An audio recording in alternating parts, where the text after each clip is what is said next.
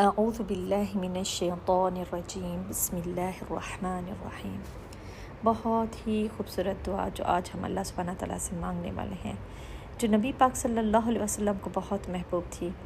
سیدنا انس سے روایت ہے کہ رسول اللہ صلی اللہ علیہ وسلم کثرت سے یہ دعا کیا کرتے تھے۔ ہمیں بھی چاہیے ہم بھی اس کو کثرت سے اللہ سبحانہ تعالیٰ سے مانگیں، بار بار مانگیں، صبح شام کے اذکار میں بھی ماشاءاللہ اس کو لکھ کے رکھ لیں اور اس کو بار بار ہم نے مانگنا ہے۔ یا مقلب القلوب ثبت قلبی علی دینک، اے دلوں کو پھیرنے والے میرے دل کو اپنے دین پر ثابت رکھ۔ الحمدللہ بہت ہی خوبصورت اور پیاری دعا، بہت ہی پیاری دعا جو نبی پاک صلی اللہ علیہ وسلم کے ذریعے ہم تک پہنچی۔ یہ وہ دعائیں ہیں جو نبی پاک صلی اللہ علیہ وسلم اگر اللہ سبحانہ تعالیٰ سے مانگ رہے ہیں تو ہمیں تو اور بھی زیادہ فوکس ہو کر اور بھی زیادہ ہمیں توجہ سے ان کو مانگنے کی ضرورت ہے۔